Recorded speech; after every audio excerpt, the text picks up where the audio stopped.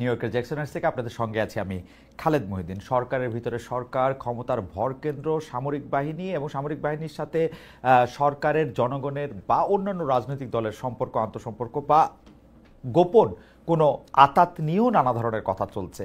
এইসব বিষয় নিয়ে কথা বলার জন্য, ক্ষমতার ভরকেন্দ্র নিয়ে কথা বলার জন্য এবং আরও যেসব বিষয়গুলি রয়েছে নিরাপত্তা নিয়ে কথা বলার জন্য আমরা আজ সঙ্গে রয়েছে আমাদের বিএনপি চেয়ারপারসনের নিরাপত্তা উপদেষ্টা মেজর জেনারেল অবসরপ্রাপ্ত ফজলে এলাহি আকবর।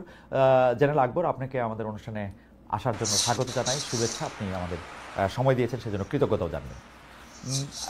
আমাদের সাথে আরও থাকছেন বাংলাদেশ জামায়াতে ইসলামের কেন্দ্রীয় মজলিসের শুরা সদস্য ডক্টর মোহাম্মদ আব্দুল মান্নান। ডক্টর মোহাম্মদ আব্দুল মান্নান, আপনি আমাদের সাথে যুক্ত হয়েছেন, আমাদের সময় দিয়েছেন, সেজন্য আমাদের শুভেচ্ছা ও কৃতজ্ঞতাও জানবেন। আমি একটু জেনারেল আকবর, আপনার কাছে একটা বিষয়ে আমি একটু প্রথমে জানতে চাইব, যে সেটি হলো আপনি সম্প্রতি ইনকিলাব পত্রিকার ডিজিটাল ভার্সনে একটা ভিডিও সাক্ষাৎকারে এবং অন্য আরেক জায়গায় কিছু রিটায়ার্ড অফিসারদেরকে অ্যাড্রেস করার সময় আপনি শেখ হাসিনার পতনে জেনারেল সেনাবাহিনীর জোরালো ভূমিকার কথা বলেছেন। আমাদের অনুষ্ঠানে গতকাল জনাব ফরাদ মাদার এসেছিলেন, তিনিও আসলে বন্দুকের নল ঘুরিয়ে দেওয়ার ব্যাপারে তার মতামত তিনি রেখেছেন। আমাদের প্রশ্ন যে আওয়ামী লীগ অন্তত দুটি নির্বাচন, আমরা তিনটি আসলে 14, 18, 24, এই তিনটি নির্বাচন যখন করলো, তখন সেনাবাহিনী তার আজকের ভূমিকা অর্থাৎ 2024-এর ভূমিকা কেন পালন করলো না? এখানে পার্থক্যটা কি জেনারেল ওয়াকারুজ্জামান?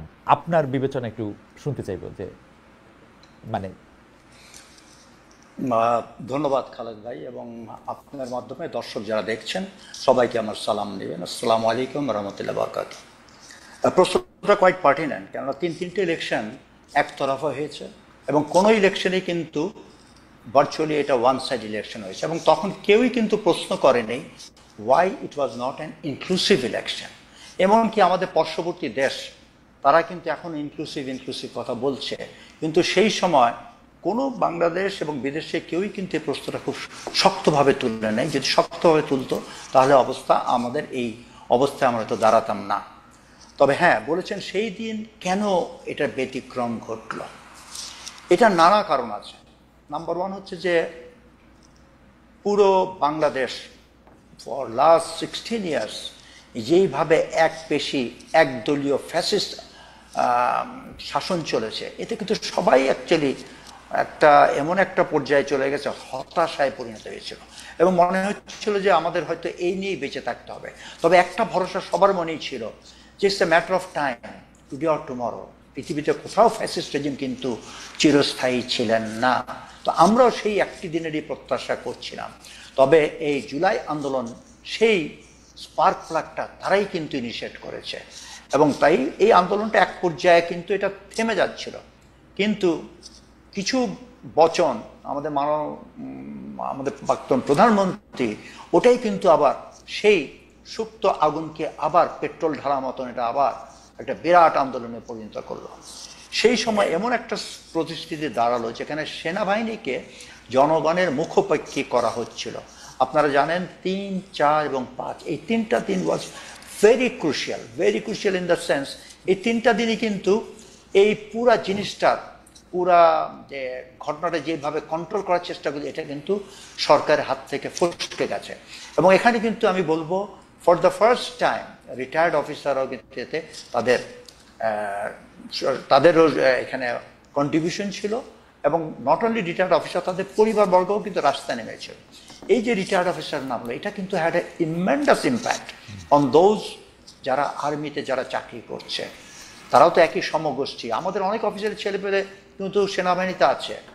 জুনিয়র লর্ড যারা ছিল, হ্যাঁ, একটা ফ্যাসিস্ট রেজিম উপরের লেভেলে কিছুদেরকে হয়তো বশ করতে পারে, কিন্তু একটা সংগঠন যাদের ট্রেনিংয়ের মূল মন্ত্র হচ্ছে দেশকে ভালোবাসা, the military academies and centers for the soldiers training, এদের বেসিক ট্রেনিং হচ্ছে কিন্তু to make somebody a patriot, দেশকে ভালোবাসা।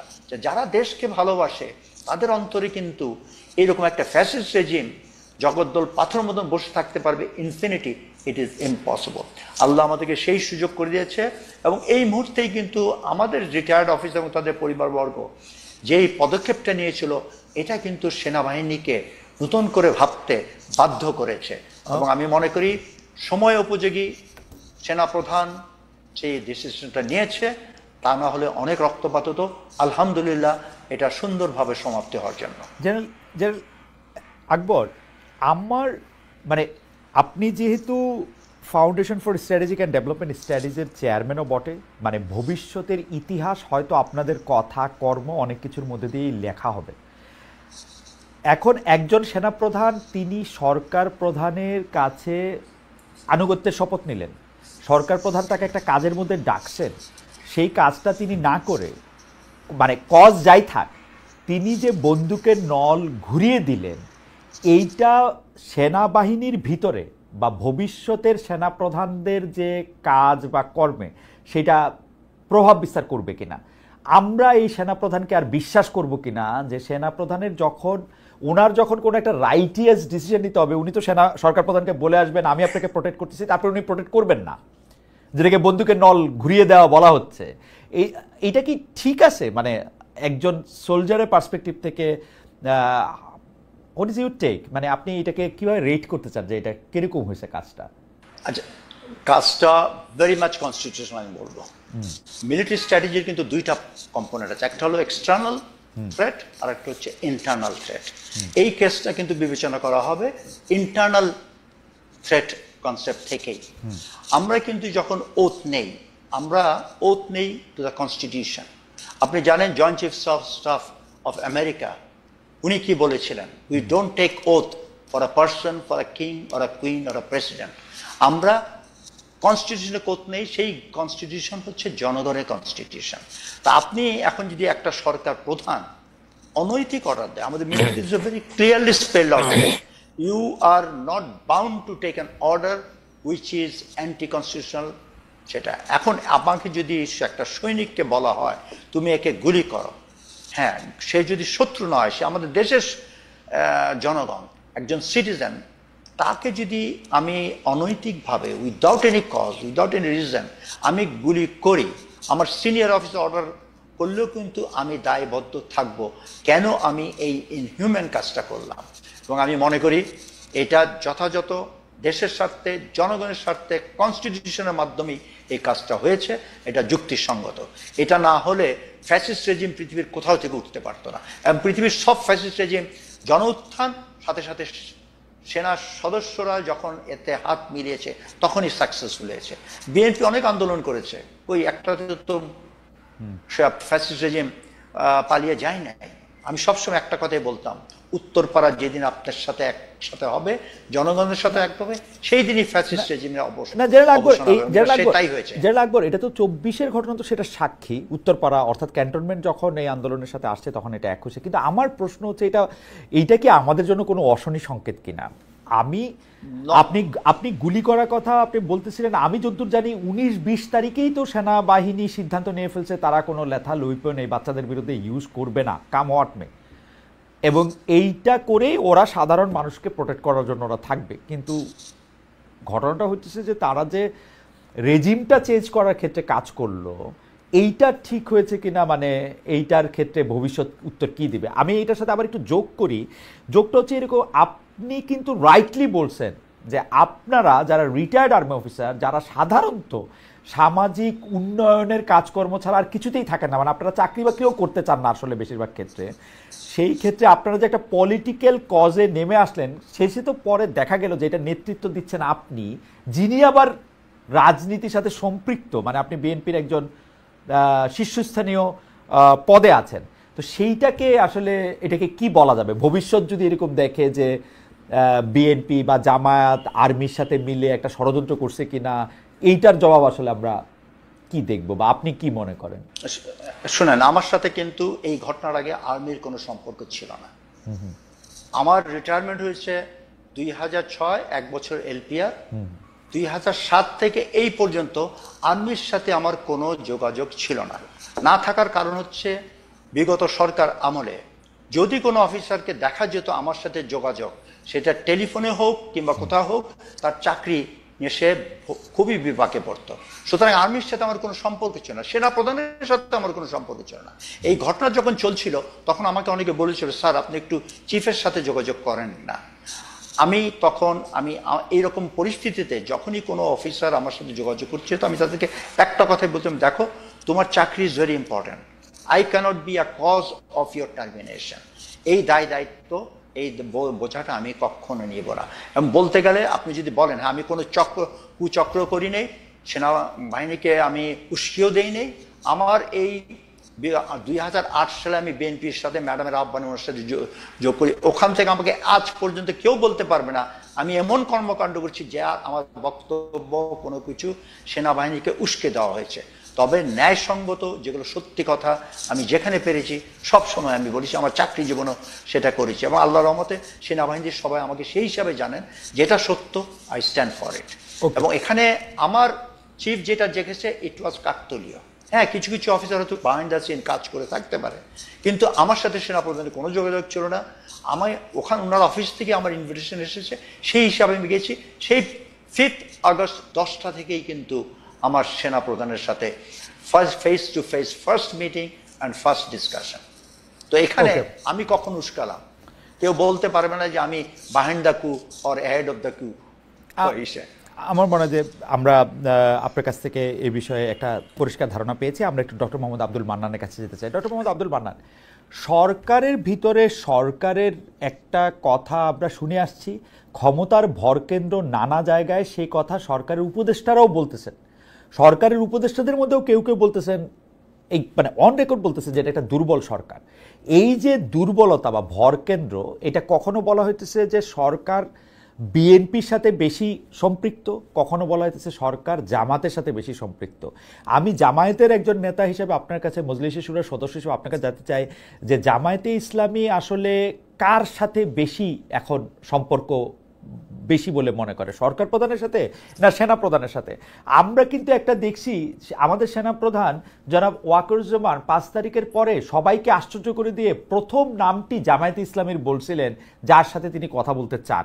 অনেকে বলছেন সেটা তার স্লিপ অফ টাং, অনেকে বলছেন যে না, এইটা উনি বিএনপিকে ব্যালেন্স করার জন্য এটা উনি করছেন। আমি আপনার কাছ থেকে একটু শুনতে চাই, মানে আমি বাজার এর কোনোটাই আমার মন্তব্য না, বাজারে কি কথা চালু আছে সেইটা আমি আপনাকে বললাম। জি, আপনাকে অসংখ্য ধন্যবাদ খালিদ ভাই, সাথে আমাদের সম্মানিত শ্রদ্ধাভাজন অবসরপ্রাপ্ত মেজর জেনারেল ফজলে আকবর, আপনাকেও অনেক ধন্যবাদ। সম্মানিত দর্শক শ্রোতা, আপনাদেরকে ধন্যবাদ জানাচ্ছি। আপনি যে প্রশ্নটা করেছেন যে ক্ষমতার ভর কেন্দ্রটা কোথায়, আসলে তো বাংলাদেশের সংবিধান এবং যে প্র্যাকটিস আমাদের রয়েছে সেই জায়গায় যিনি ক্ষমতার ভর কেন্দ্র হওয়ার কথা বর্তমান ইয়েতে, তিনি প্রধান উপদেষ্টাকে কেন্দ্র করেই তো ভর কেন্দ্র তৈরি হবে, এবং সেটা ডিপেন্ড করবে প্রধান উপদেষ্টা এবং তার উপদেষ্টা পরিষদ কিভাবে রাজনৈতিক দলগুলোকে ডিল করতেছেন তার উপরে। আর রাজনৈতিক দলগুলোর সমর্থন নিয়েই কিন্তু এই উপদেষ্টা পরিষদ গঠিত হয়েছে। সেই উপদেষ্টা পরিষদ গঠনে প্রধান সেনাপ্রধান এবং প্রধান বিচারপতি, তারপরে রাষ্ট্রপতি সবাই ইনভলভ ছিলেন, রাষ্ট্রের সমস্ত উইং। তো সেই জায়গা থেকে সবাই মিলেই তো এই সরকারের শপথ হয়েছে। এখন একটা কথা শপথের ভিতরে আছে, রাগ এবং বিরাগের বশবর্তী হয়ে কেউ কোনো কাজ করবেন না।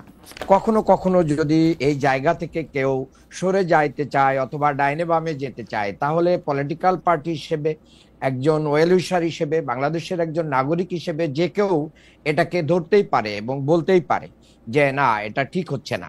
যেরকম বাংলাদেশ জামাত ইসলামী আমির ডক্টর শফিকুর রহমান, তিনি খুব স্পষ্টভাবে বলেছিলেন, লন্ডন বৈঠককে স্বাগত জানিয়েছিলেন, কিন্তু লন্ডনে বসে একটা দলের সাথে আলাদা করে প্রেস ব্রিফিংটাকে আমরা সাপোর্ট করি নাই। এটাকে বলা হয়েছে একটা ভর তৈরি হয়েছে, এটাও আপনি বলতে পারেন। তাহলে সরকার হয়তোবা নিজেদেরকে বারবার বলতে চাচ্ছেন যে দুর্বল সরকার, এবং আপনি দেখেছেন যে যখনই একটা ক্রাইসিস তৈরি হয়েছে তখন এই সরকার রাজনৈতিক দলগুলোকে ডাকতেছেন এবং ডাকার পরে তাদের সাথে আলাপ আলোচনা করছেন, আলাপ আলোচনা করে সেখানে তাদের কাছ থেকে একটা কমিটমেন্ট নিচ্ছেন।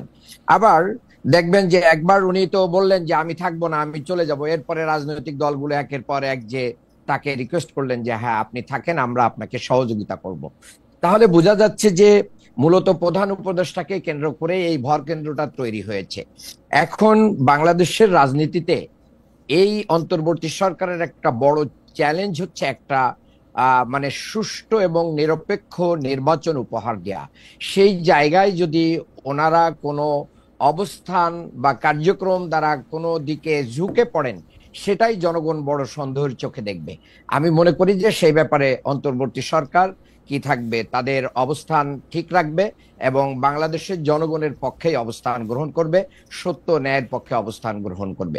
আরেকটা কথা আপনি বলেছেন যে সেনাপ্রধান যখন সরকার গঠনের আগে জামাত ইসলামীর আমিরের নাম বলেছেন, উনার ওই মুহূর্তে যার নাম সামনে আসছে উনি তার কথা বলেছেন, এটা ইন্টেনশনালি বলেছেন কি না বলেছেন এটা সেনাপ্রধান নিজেই বলতে পারবেন। কিন্তু ডক্টর আব্দুল মান্নান, মানে আপনি ডক্টর শফিকুর রহমানের কথা বলতেছিলেন, কিন্তু জামায়াতে ইসলামী এই সরকারের সময় রাজনৈতিক দল হিসাবে যতটা গুরুত্ব পাচ্ছে সেইটাকে কি আপনি প্রপোর্শনেট মনে করেন? আপনি কি মনে করেন যে জামায়াত আসলে সর্বশেষ যে হিসাব, সেই হিসাব মতে জামায়াত আসলে এতটা যেটাকে বলা হচ্ছে মানে মানে 32টা দল নিয়ে ধরেন রাজনৈতিক ঐক্যমত্যর কমিশনের একটা আলাপ হইতেছে, কিন্তু আমরা তো সেই 32টা দলের মধ্যে সবাইকে ইকুয়াল দেখতেছি না, কাউকে কাউকে মোর দেন ইকুয়াল দেখতেছি, মোর ইকুয়াল দেন আদার্স দেখতেছি। এই জামায়াতে ইসলামীকে এই মোর ইকুয়াল দেন আদার্সটা হওয়াটা ডিজার্ভ করে কিনা, নাকি জামায়াতে ইসলামীর সাথে যেহেতু সরকার প্রধান বা সেনা প্রধানের একটা নিবিড় সম্পর্ক রয়েছে সেইটা আপনাদের ক্ষমতার উৎস? না, আমি মনে করি সেটা না। এটা সুস্পষ্ট। আপনি সত্যের পক্ষে ন্যায় যদি বলেন, তাহলে এই ন্যায় বলার ক্ষেত্রে আপনি যদি স্টাবলিশ থাকেন, ইস্তেকামাত থাকেন, তাহলে আমি মনে করি সেটাই হচ্ছে আপনার সবচেয়ে বড় জায়গা। সেনাপ্রধান বা অন্যরা এটা বড় জায়গা না। আমি মনে করি আমরা ন্যায় কথা বললে জনগণ এটাকে সাপোর্ট করবে, সেই জায়গা থেকে আমাদেরকে সরকার প্রধান বা অন্যরা এটা মানতে বাধ্য হবে। এটাই আমাদের স্ট্যান্ড। আপনার কাছে কি মনে হচ্ছে আপনারা পিআর নিয়ে যে স্ট্যান্ডটা নিচ্ছেন সেটা ন্যায়ভিত্তিক স্ট্যান্ড, মানে প্রপোর্শনাল রিপ্রেজেন্টেশনের যেটা কথা আপনারা বলতেছেন এখন ইলেকশনের এই কয়েকটা সময় আগে এসে, এবং সেটা ক্ষেত্রে আপনারা প্রথমে উচ্চকক্ষের কথা বলা হইলো, পরে নিম্নকক্ষের কথাও বলা হইতেছে, এবং আপনারা বলতেছেন যে পিআর ছাড়া আপনারা ইলেকশন যাবেন না, সেটা ন্যায়ভিত্তিক স্ট্যান্ড মানে? হ্যাঁ, এটা আমি খুব ক্লিয়ারলি বলতে চাই। দেখেন, বাংলাদেশের যে এফপিটিপি যে সিস্টেমে যে নির্বাচনটা হয়, দীর্ঘ 54 বছরের ইতিহাসে এই নির্বাচন ব্যবস্থাটা অনেকটা বাংলাদেশের সকল মানুষের কাছে প্রশ্নবিদ্ধ হয়ে গেছে। এটা এক ধরনের ব্যর্থতার মানে এর বড় ধরনের ব্যর্থতা দেখা যায়, যার কারণে আমাদের এই নির্বাচন ব্যবস্থাকে কেন্দ্র করে বড় সংকট তৈরি হয়। এই সংকটের জায়গা থেকে বাংলাদেশের মানুষের আশা আকাঙ্ক্ষাকে সামনে রেখে পেয়ার পদ্ধতির কথা বাংলাদেশ জামাত ইসলামী বলছে, এবং সেটা এখনই বলছে বিষয়টা তা না। 94-এ অধ্যাপক গোলাম আজম স্যার একটি বই লিখেছিলেন আনুপাতিক হারে নির্বাচন, কিন্তু তত্ত্বাবধায়ক সরকারের আলোচনাটা তুঙ্গে থাকার কারণে আমরা কিন্তু ওই আলোচনাটা ওখানে তুলি নাই। তখন তত্ত্বাবধায়ক সরকারটাকে প্রতিষ্ঠা করাটাকে আমরা বড় গুরুত্ব দিয়েছি। এবং সম্প্রতি যে একটা জরিপ এসেছে বিআইজির, সেই জরিপে 71% মানুষ পেয়ার পদ্ধতিকে সাপোর্ট করতেছে। তাহলে এই জায়গা থেকে বোঝা যাচ্ছে যে অল্প সময় হলো 71% মানুষ পেয়ার পদ্ধতিকে সাপোর্ট করতেছে বিআইজিএস এর জরিপে। জি জি, সেটাই আমরা দেখলাম যে, না সরি, বিআইজিএস না, এটা হচ্ছে সুজনের জরিপ। সুজন যে জরিপটা করেছে সেখানে বলছে সুজন যে 71% মানুষ তাদের জরিপ বলছে যে এটাকে সাপোর্ট করে। তাহলে 71% মানুষ যদি পেয়ার চাই, তাহলে আমি তো মনে করি বাংলাদেশ জামাত ইসলামী সহ ইসলামী আন্দোলন এবং অন্যান্য দল যারা এই পেয়ার সিস্টেম চাচ্ছে, তাদের এই আবেদনটা বাংলাদেশের মানুষ গ্রহণ করেছে। আর বাংলাদেশের মানুষ যেহেতু গ্রহণ করছে, 91টা দেশে এটার বিভিন্ন ভাবে এটার বাস্তবায়ন আছে, এই পদ্ধতিতে নির্বাচন হচ্ছে, ফ্যাসিস্ট হওয়ার পথ বন্ধ হচ্ছে, গণতন্ত্র সুসংহত হচ্ছে, এবং আমাদের এই পেয়ারটার মাধ্যম দিয়ে যে নমিনেশন বাণিজ্য, এটা চিরতরে দূর হয়ে যাওয়ার সম্ভাবনা দেখা দিচ্ছে। বিশেষ করে আমি মনে করি যে আমাদের যে রাজনীতিতে একটা ভারসাম্য তৈরি, এই ভারসাম্য তৈরিটা তখন হবে। আমি যদি তর্কের খাতিরে বলেই নি বাংলাদেশের রাজনীতিতে আওয়ামী লীগ কিন্তু সর্বশেষ 49টা আসন পেয়েছিল। তাহলে 49টা আসন পেয়ে তারা কিন্তু মেজরিটি হতে 49% ভোট পেয়েছিল। 49% ভোট পেয়ে তারা কিন্তু পেয়ার পদ্ধতি হলে মেজরিটি পাইতো না। আবার বর্তমান হিসাবে আমরা যদি দেখি, বাংলাদেশে পেয়ার নির্বাচন হলে কোন দলই 40% উপরে ভোট পায় না। তাহলে 40% ভোট, প্লিজ আমার কয়েক সেকেন্ড বলেই শেষ করছি। জি জি শেষ করেন, কয়েক সেকেন্ড শেষ করেন। 40% ভোট পেয়ে একটা দল পেয়ার সিস্টেমে 120টা সিট পেতে পারে। তাহলে এই যে একনায়কতন্ত্র তৈরি হওয়া, ফ্যাসিস্ট হওয়া, জালেম হওয়া এবং কর্তৃত্ববাদী হওয়াটাকে রুখে দেয় পেয়ার সিস্টেম, যার কারণে বাংলাদেশের মানুষের প্রত্যেকটা মানুষের ভোট অধিকার নিশ্চিত হয়। বিশেষ করে বিএনপি আমার মানে 33% ভোট পেয়ে, জি আপনার আমি এই কথাটুকু একটু বলি, 33% ভোট পেয়ে বিএনপি 29টা সিট পেয়েছে। এই 33% মানুষের সাপোর্ট বিএনপি কাজে লাগাইতে পারত যদি পেয়ার সিস্টেম থাকতো। ওকে, আমি আমার প্রস্তাবটা বলি। আমার কাছে মনে হয় জামায়াতে ইসলামী ম্যাপ করে দেখতেছে যে সে তার পক্ষে বাংলাদেশের আসন ভিত্তিক নির্বাচিত এলাকায় খুব কম আসনের মধ্যেই সে জিততে পারবে, এর জন্য সে পেয়ার সিস্টেমের কথা বলতেছে। আর 2 নাম্বার হচ্ছে জামায়াতে ইসলামী এইটাকেও সাপোর্ট করতেছে যে আপনারা মজলিসে শুরায় বসে 300 আসনে কারা প্রতিনিধিত্ব করবেন তারা একটা খাতার মধ্যে লিখবেন, এটা জমা থাকবে, তারপরে পাশ হলে আপনার প্রফেশনাল ভিত্তিতে তাকে নিয়োগ করবেন। আমাকে আপনি এই সুযোগ দিচ্ছেন না যে আমি আমার এমপি ওখানে নির্বাচিত করব, এই দুইটা ব্যাপারটাই আমাকে একটু ধন্দে ফেলে দিচ্ছে। এটাকে আপনি বলবেন, কারণ আমি স্পষ্ট দেখতে পাচ্ছি জরিপে কি বললুক তা আমি অত ভালো জানি না। আমার কাছে মনে হচ্ছে আপনাদের পিআর সিস্টেমের এই মুহূর্তে দাবি তোলার কারণ হচ্ছে এইটা, কারণ আপনারা হিসাব করে দেখছেন যে আপনারা যত ভোট পাবেন তত আসন আসলে আপনারা পাবেন না। পিআরের মাধ্যমে আপনারা কিছু আসন বাড়িয়ে নিতে চান, এটা আপনাদের একটা কায়েমি স্বার্থ বলে আপনি মনে করেন কিনা ডক্টর মান্নান? জি না, আমাদের কায়েমি স্বার্থ এখানেই যে আমরা তত্ত্বাবধায়ক সরকার ব্যবস্থা নিয়ে এসে বাংলাদেশের মানুষকে একটা মানে লং টাইম একটা নির্বাচন ব্যবস্থার দিকে নিয়েছি। আমরা মনে করি যে পিআর সিস্টেমের মাধ্যম দিয়ে বাংলাদেশের মানুষ আরেকটা লং টাইম নির্বাচন ব্যবস্থা থেকে মানে সুবিধা পাবে। আর আপনি যেটা বলেছেন যে আমাদের বাংলাদেশ সাংঘাতিক টপ ডাউন প্রসেস হচ্ছে না ডক্টর মান্নান? আপনারা না, টপ ডাউন প্রসেস হচ্ছে না। আপনার প্রশ্নেরই উত্তর দিচ্ছি আমি। সেটা হচ্ছে যে আপনি যেটা বলেছেন যে বাংলাদেশ জামাত ইসলামী কিন্তু তার 300 আসনে প্রার্থী ঘোষণা করেছে।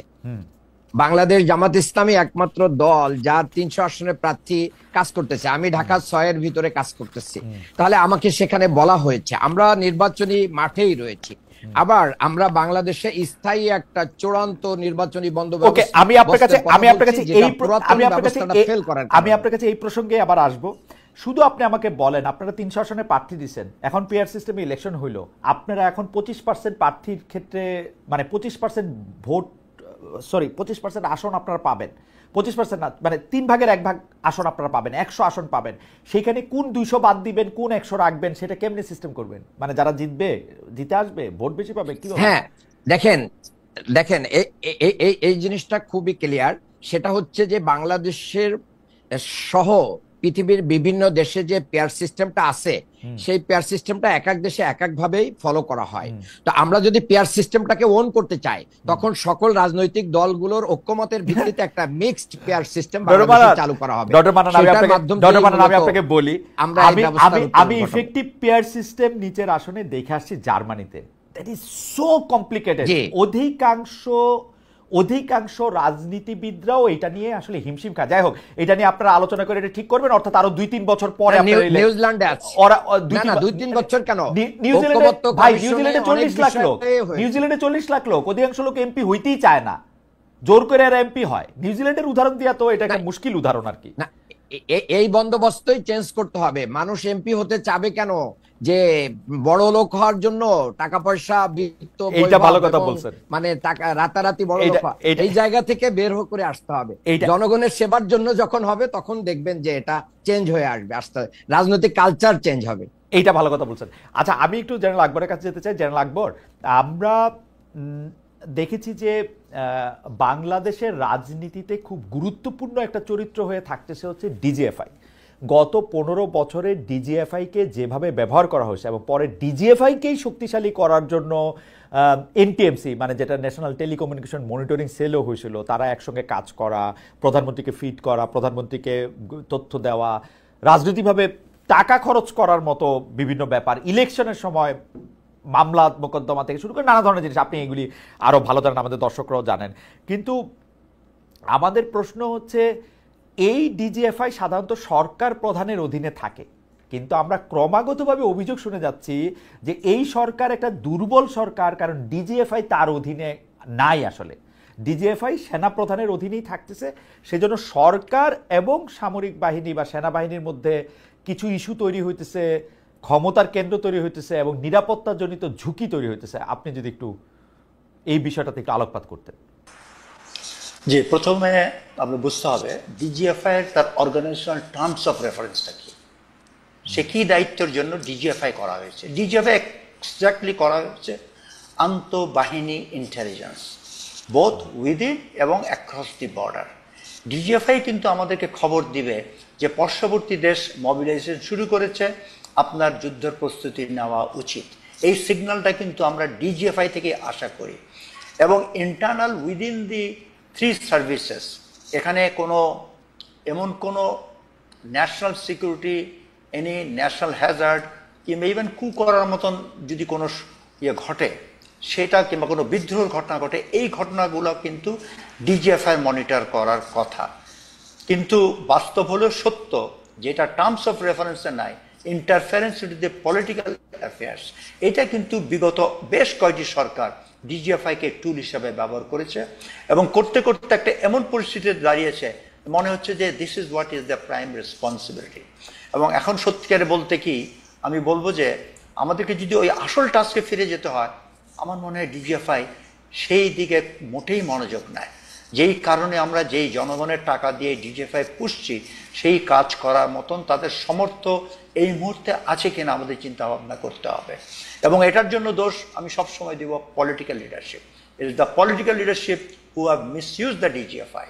এবং আমার মনে হয় একটা ভালো, যদি আমরা প্রতিরক্ষা ব্যবস্থা গড়ে তুলতে চাই, ডিজিএফআইকে শক্তিশালী করতে হবে, ডিজিএফআইকে তার এই রোল থেকে বের হয়ে আসতে হবে।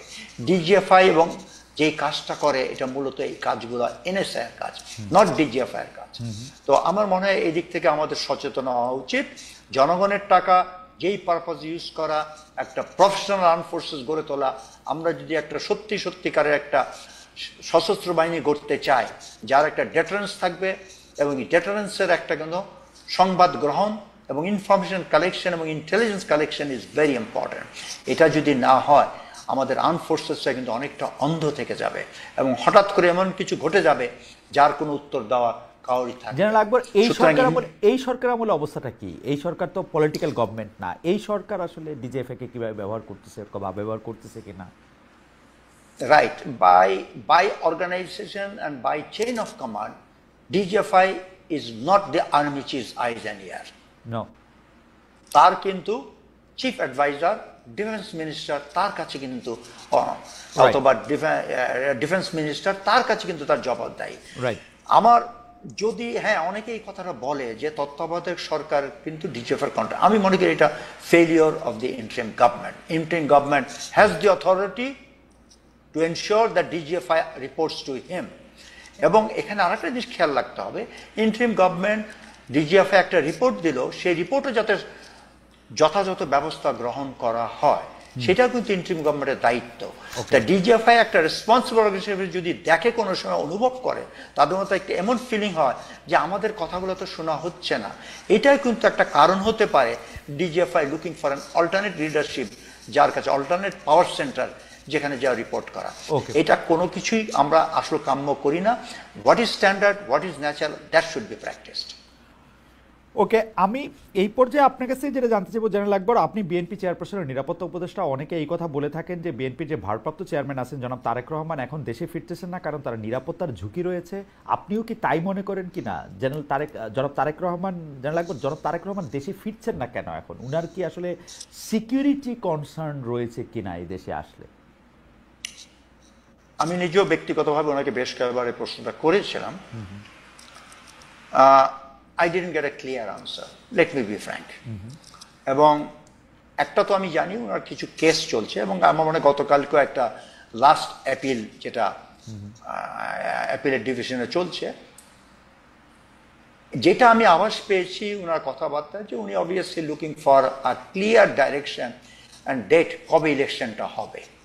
এবং আমার যেটা ধারণা, উনি না আসার কারণ হচ্ছে, উনি যদি ইলেকশন শিডিউলটা ক্লিয়ার জানেন, তাহলে উনি এটাও জানেন যে উনি আসলে দেশে কিন্তু একটা সুনামি হবে, এবং উনি ওটাকে কাজ লেগিয়ে right up to the end of the election campaign উনি যেতে চান। এটা আমার ব্যক্তিগত ধারণা, কারণ ওটা ওনার জন্য সহজ হবেন। এই যে জনস্রোত যেটা হবেন উনি আসলে, উনি যখন বিভিন্ন জেলায় জেলায় যাবেন, ওই একই স্রোতে উনি ক্যাম্পেইনটা শেষ করবেন।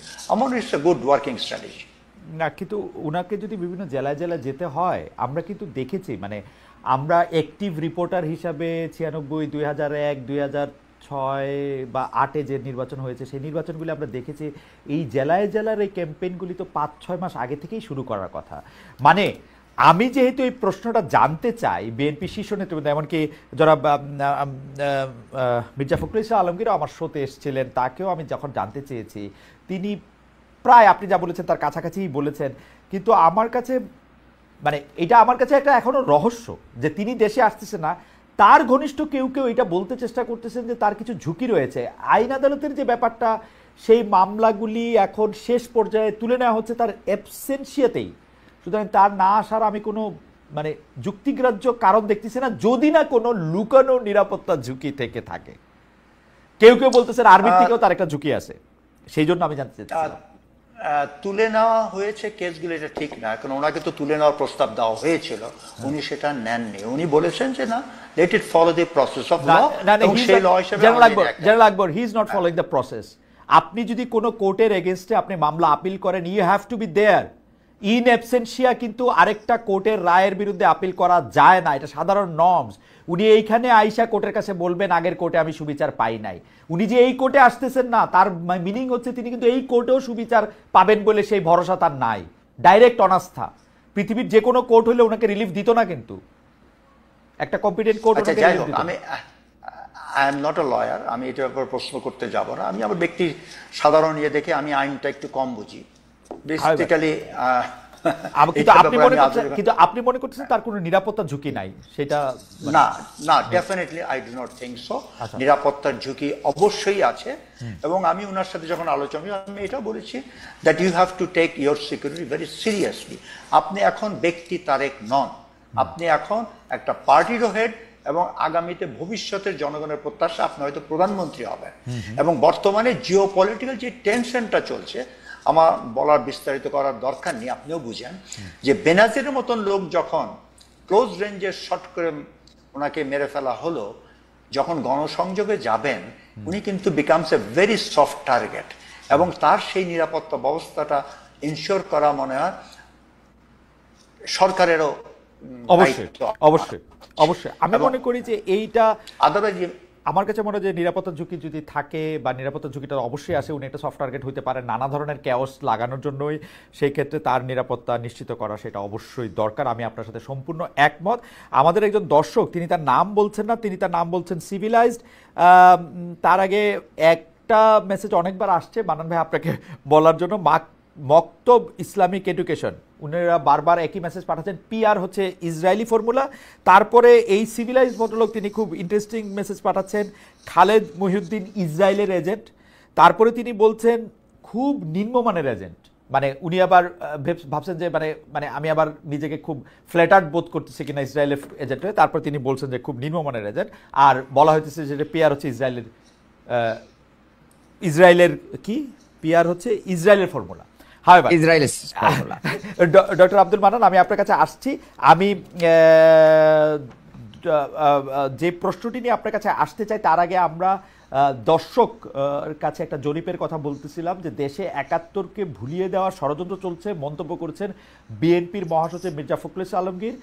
প্রিয় দর্শক এই অভিযোগ সঠিক বলে মনে করেন কিনা? শতকরা 42% দর্শক মনে করেন যে এটি সঠিক, শতকরা 58% দর্শক মনে করেন এটি সঠিক না। আমরা দুটি বিষয় আপনার কাছে প্রশ্নের জন্য আসতে চাই জনাব মান্নান। একটি প্রশ্ন আপনি নিশ্চয়ই খেয়াল করেছেন, ডাকসু ইলেকশনের একটা তফসিল ঘোষণা করা হয়েছে। 9 সেপ্টেম্বর আমরা ডাকসু ইলেকশন দেখব। অনেক প্রার্থী বিশ্ববিদ্যালয়ে বেশ একটা সাজ রব, ঢাকা বিশ্ববিদ্যালয়ে নিয়ে অনেক কিছু করছেন, কিন্তু আমার একটা বিষয়ে আমার খুব নজর কেড়েছে। এর মধ্যে একজন প্রার্থী তিনি আমাদের একজন বীরশ্রেষ্ঠকে হাইজাকার বলে পাকিস্তানের একজন মানে আরেকজন অফিসার যিনি ওই বিমানটি নিয়ে আসার ব্যাপারে বাধা দিয়েছিলেন তাকে বীর বা বীর যোদ্ধা বলেছেন। মানে এইসব ব্যাপারগুলি কি মানান ভাই? আওয়ামী লীগ একসময় চেতনার ব্যবসা করত, বলতো যে আওয়ামী লীগ না থাকলে স্বাধীনতার কেউ বলবে না। আমরা কি এই আওয়ামী লীগের কথাগুলিরই আসলে এটার প্রতিফলন দেখি কিনা? মানে what is your stand as a party? মানে আপনি কি মনে করেন যে রশিদ মিনহাজ হচ্ছে বীর আর মতিউর রহমান হচ্ছে হাইজ্যাকার? যে আপনাকে অসংখ্য ধন্যবাদ। আসলে এই কোশ্চেনটা বাংলাদেশে সবসময় থাকে এবং এই কোশ্চেনটা বাংলাদেশ যতদিন থাকবে ততদিন থাকবে। আমরাও এটা মানে ফেস করতে চাই। আমরা তো 71-এর অনেক পরে আমাদের জন্ম। খালেদ ভাই আপনিও সম্ভবত 71-এর পরেই আপনার জন্ম। আমি আপনার থেকে খানিক বড়, কিন্তু 71-এর পরে জন্ম। আমি হ্যাঁ জি জি জি। তো এই জায়গা থেকে আমরা বাংলাদেশ জামাত ইসলামী বাংলাদেশকে ওন করে রাজনীতি করে। বাংলাদেশ জামাত ইসলামী তার সভা সমাবেশ মিছিল সবকিছুতে বাংলাদেশ জিন্দাবাদই বলে।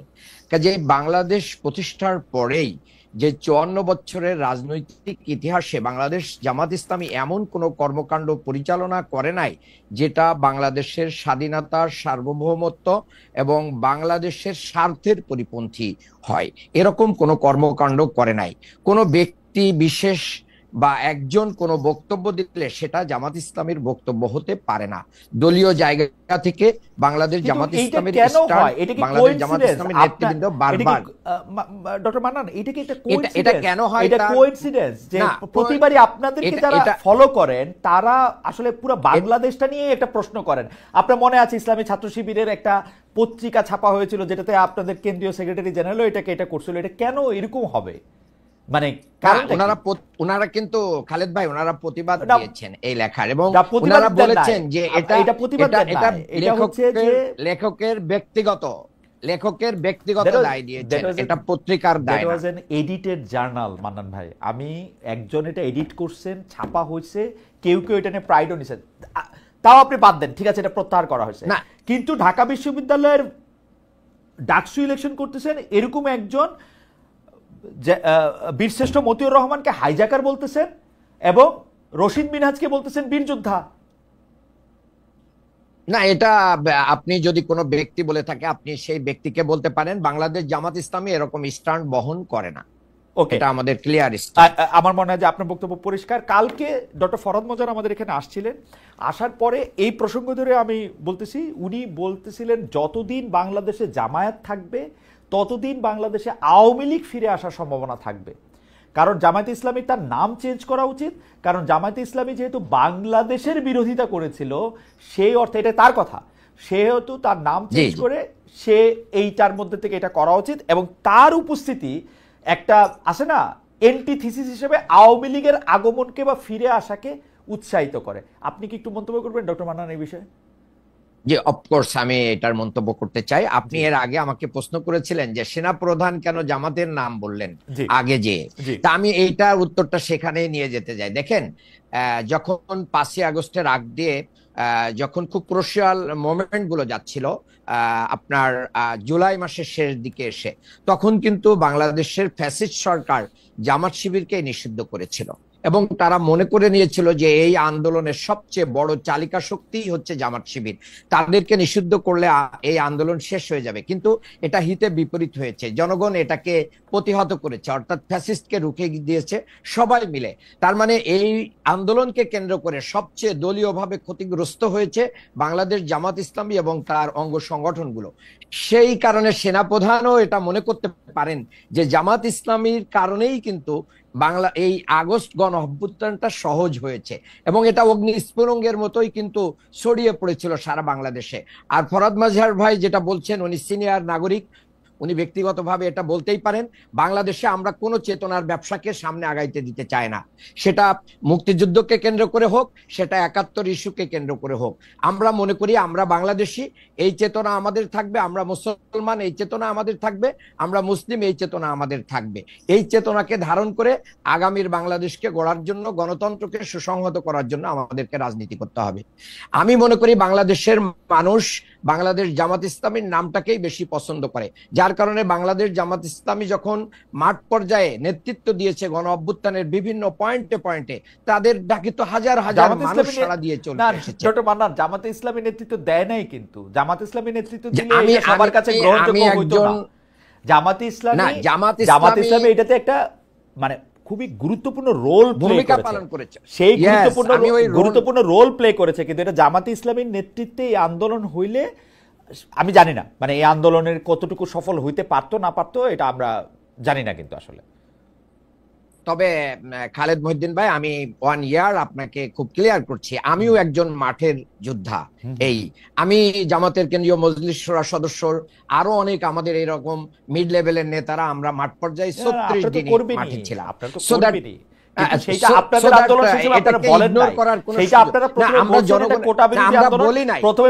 তারপরে বলেছেন বৈষম্য বিরোধী আন্দোলন, এক দফার আন্দোলন বহু পরে আসছে, জনগণ বলার পরে আপনারা বলছেন এটা মুভমেন্টের একটা স্ট্র্যাটেজি।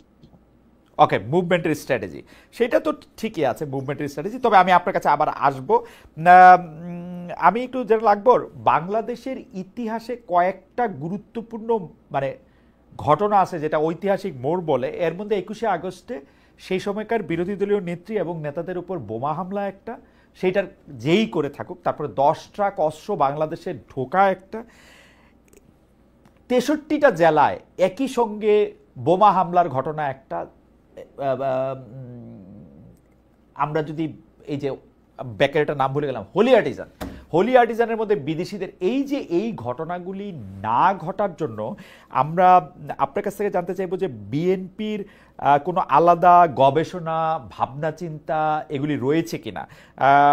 আমরা বিএনপির 31 দফা দেখতেছিলাম, 31 দফা এর মধ্যে আভাস আছে, কিন্তু সত্যিকার অর্থে এরকম ঘটনা যাতে আর না ঘটে সেইটার কোনো গবেষণা বা আছে কিনা, জেনারেল আকবর। খুবই একটা গুরুত্বপূর্ণ প্রশ্ন করেছেন। আমার যদি সংক্ষেপে আমার বলতে হয়, আমাদের শত্রু শুধু বাইরে যে তা নয়, আমাদের শত্রু আমাদের মধ্যেও আছে। আমাদের দেশের নিরাপত্তা যদি আমরা সত্যি আমরা সংহতি করতে চাই, আমাদেরকে ঐক্যবদ্ধ হতে হবে। The division amongst us helps the enemy to penetrate.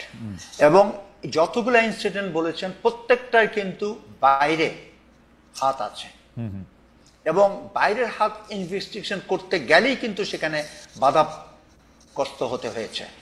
তো যার জন্য আজ পর্যন্ত এই প্রতিটা ইনসিডেন্টের আসল কলকাঠি কে নাড়িয়েছে সেটা কিন্তু এখনো নির্ধারণ করা সম্ভব হয় নাই, আমরা খালি আন্দাজ করেছি।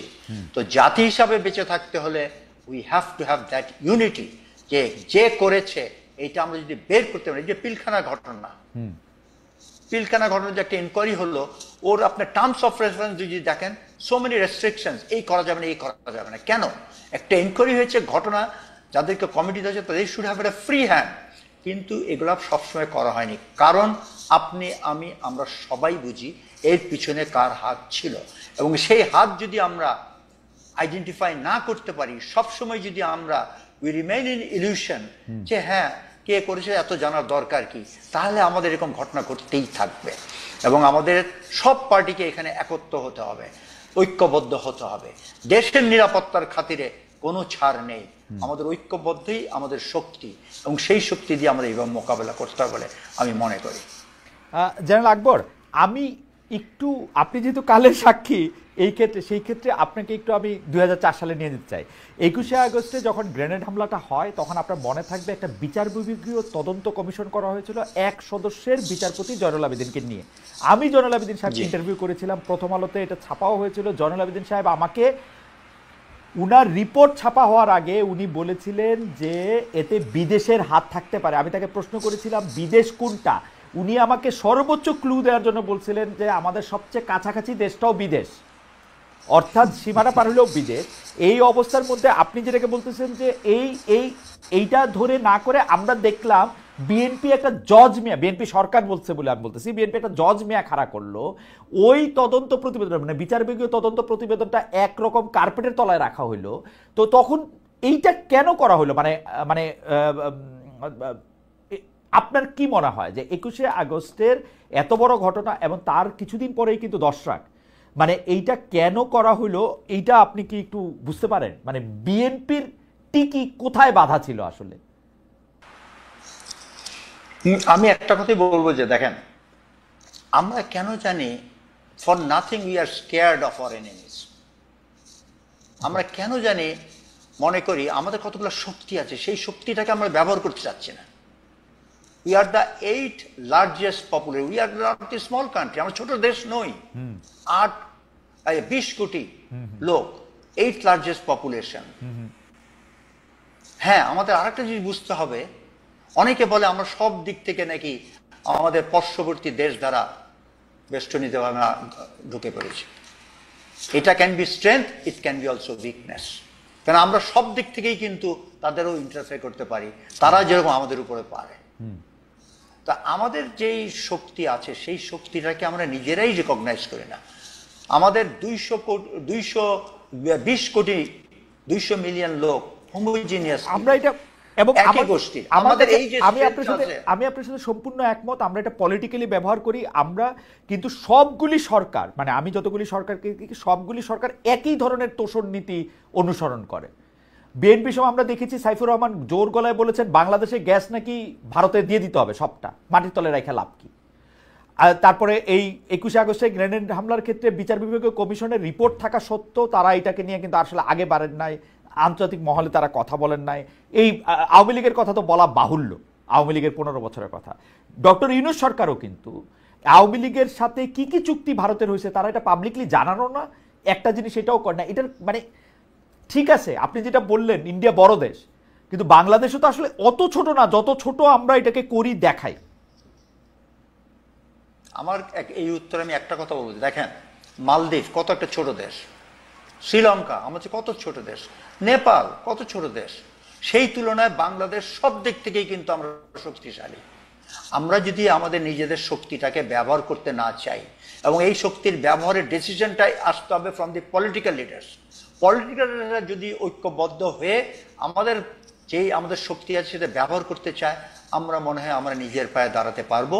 এই পুরানো যে ন্যারেটিভ বারে বারে আমরা ইউজ করি, এই ন্যারেটিভ থেকে বেরিয়ে আসতে পারবো। আমরা একটা স্বাধীন সার্বভৌমত্ব দেশ, আমার যেই চাওয়া আমার যেই পাওয়া, বাংলাদেশ ফার্স্ট, আমরা সবসময় আমাদের সব নীতিতেই এইটা ব্যবহার করতে হবে। তাহলে আমরা সসম্মানে পৃথিবীতে বিভিন্ন দেশের অঙ্গনে আমরা মাথা উঁচু করে দাঁড়াতে পারবো, এটা আমার দৃঢ় বিশ্বাস।